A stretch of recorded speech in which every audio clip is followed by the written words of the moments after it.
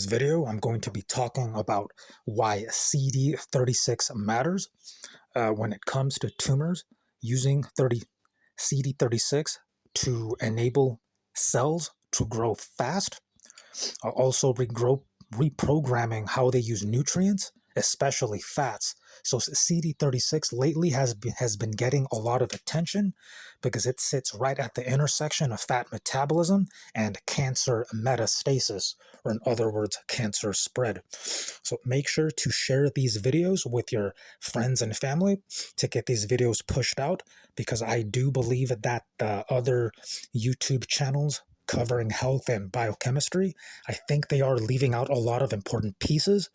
So this channel is trying to provide those pieces and to fill in the gaps.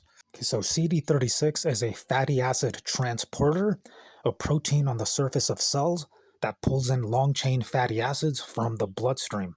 So imports fatty acids, especially palmitic acid. Palmitic acid is 40% to 55 or 60% in palm oil. And palm oil is found in many different foods, especially junk foods, potato chips. There are some good branded potato chips though, so not all potato chips have palm oil. Also, if you look at the ingredients list, you will find palm oil in some of those foods, so be careful with palm oil. In cancer, CD36 is often overexpressed in metastasis-initiating cells that spread to the tumor, or a small subset of cells that spread to the tumor. And research shows that high CD36 expression increases tumor cell migration and invasion, enhances survival and circulation, which means that the bloodstream is hostile and promotes colonization in different organs. So blocking CD36 can reduce metastasis by 80 to 90%. So that goes to show that that CD36 is a very important cancer piece or cancer marker to pay attention to and to try to reduce. Okay, next is cancer types where CD36 is especially relevant. So the first one is ovarian cancer. Fat cells essentially feed the tumor. So obesity, possibly obese women could be at risk of this kind of cancer, because CD36 helps tumor cells interact with fat-rich environments. The other type of cancer is breast cancer, especially relevant in triple-negative breast cancer. CD36 supports metastasis to the lungs and the liver. And that's not good, because the liver is critical for fat-soluble vitamins to be absorbed.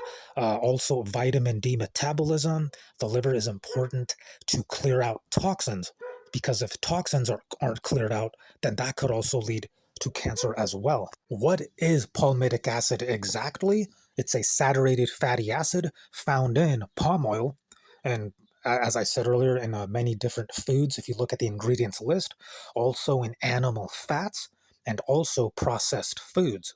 Now, doctors have been saying forever to avoid processed foods, and yet people are still eating processed foods up to this day, and no wonder cancer rates are so high. Now I'm going to explain what happens when CD36, in addition with palmitic acid, and how those two interact. So CD36 pulls in the palmitic acid, and then tumor cells, they use it to generate ATP for energy and to build membranes for rapid division. And it also activates pro-metastatic gene programs. So basically, that's at the chromatin level. I've said in many videos already that the DNA is inside the chromatin, and the genes have to go in to activate or to interact with the DNA in order to activate or to enable whatever it is that the gene correlates with, or what the gene is related to. So in this case, CD36 with palmitic acid activates pro-metastatic genes.